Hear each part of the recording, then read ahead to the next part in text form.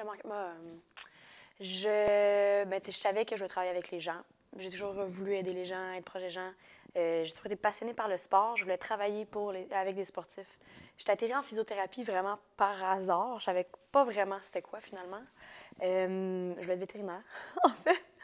Puis, j'étais allée en physio, puis finalement, ça a vraiment cliqué. J'ai vraiment, vraiment aimé ça. Puis, c'est drôle parce qu'en rentrant en physio, tu sais, je voulais vraiment aller dans le sportif, puis ils nous découragent un petit peu à aller dans le milieu sportif. Ils disent qu'il y a juste 4 des physios qui réussissent à se placer en sportif. Qu'est-ce qui est vrai? Puis tout le monde va là souvent juste pour faire ça. Puis là, fait que je voulais travailler avec, faire plus des grosses réadaptations avec les blessures orthopédiques graves, les accidentés de la route, etc.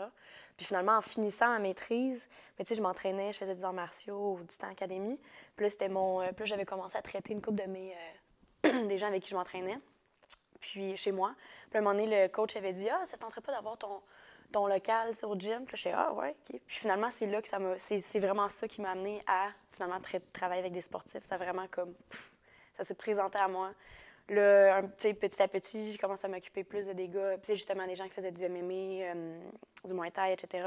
Puis, je me suis occupée d'une couple de gars dans l'UFC. Puis, ça a été du bouche à oreille. Je me suis occupée d'Elador Alvarez, le boxeur. Puis, ça grossit, ça grossit. J'allais chercher plus des formations pour faire de la physio sportive, là, vraiment faire la réadaptation sportive. Je suis allée au Centre Exos en 2015 faire mon rehab mentorship. Après ça, je suis allée en Californie faire mon PRI. Après ça, je suis allée faire ma certification MoveNat. J'ai fait d'autres certifications aussi, année de la course, etc. Sinon, après ça, là, je suis allée à Exos encore faire mon performance mentorship niveau 2 pour vraiment repousser les gens à les ramener à la performance. Puis j'ai vu que c'était ça. J'ai trouvé qu'il manquait ça. J'ai commencé à travailler. J'ai commencé à travailler au gym, là, autonome, mais aussi j'étais employée dans une clinique, là, je veux pas. Puis je trouve vraiment que la façon de faire en physio, elle avait aucun rapport. Là, on avait une grosse charge de clients, on n'avait vraiment pas de temps avec le client, on n'avait pas d'équipement pantoute. Quand j'avais des sportifs qui arrivaient, je ne veux pas te prendre en charge en 1 mètre carré de place pour te faire des exercices, ça n'a pas d'allure.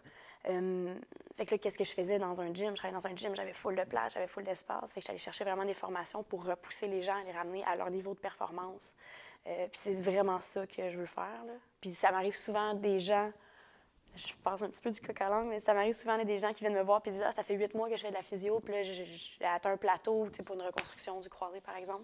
Puis il dit: Je me sens pas prêt à retourner à mon sport, par exemple, j'ai peur de me blesser, nanana. Puis à partir de là, moi, je les prends, puis là, on les pousse. Puis, j'ai des gens qui me disent: En 4 semaines, j'ai récupéré plus vite qu'en 8 mois avec mes autres physios. Fait que là, j'ai pousse vraiment, puis ça, je trouve ça vraiment le fun. Puis je vais aller chercher plus de ça.